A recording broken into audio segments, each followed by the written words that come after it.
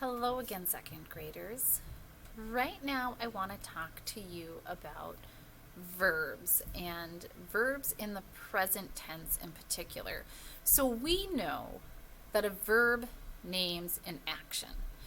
And we also know that the subject or the naming part of a sentence tells who or what did the action.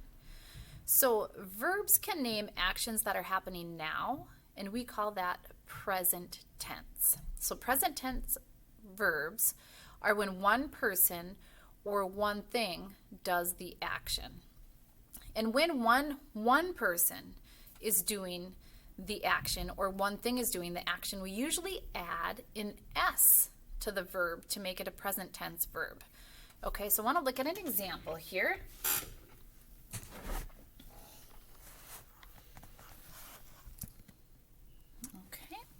So here, if you look, we know that we often add S to present tense verbs. And I have an example here. The bear growls. There's one bear, and the verb is growl, so we want to make sure we have an S on the end of growl. So that makes complete sense when we read it. The bear growls. Now, we have a second sentence, and I want you to think about what verb do you think would go in here, the one with the S or without the S. It says, the bear scare the rabbit, or the bear scares the rabbit.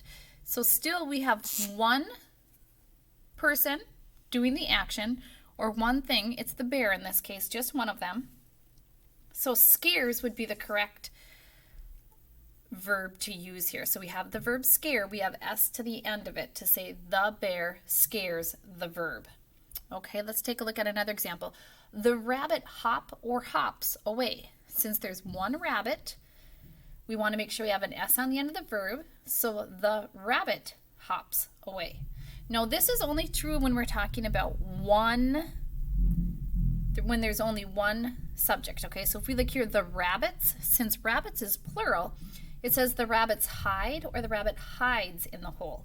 Since this is plural, we do not add the S to the verb. We would just say the rabbits hide in the hole.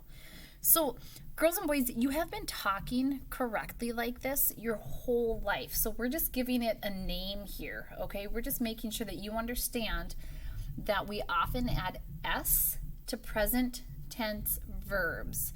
And the sentences make sense naturally when we say it. The bear, we wouldn't say the bear growl. We say the bear growls. There's the S on the end of that verb. And our other example we looked at was the bear scares the rabbit, and the rabbit hops away. So what I want you to do is I want you to just make sure that you are familiar with adding S to present tense verbs.